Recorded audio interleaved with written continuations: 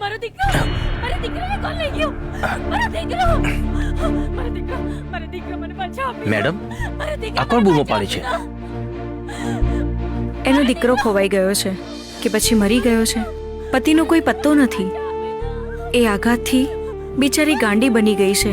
કોઈના પણ છોકરાને જુએ છે તો મારો દીકરો કહીને વળગી પડે છે.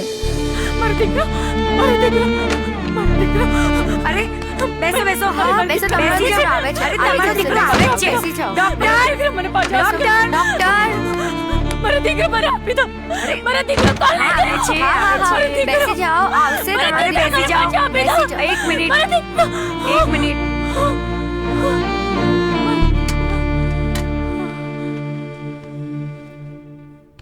ડોક્ટર, જાણે આ વાત મારી હોય એવું લાગે છે.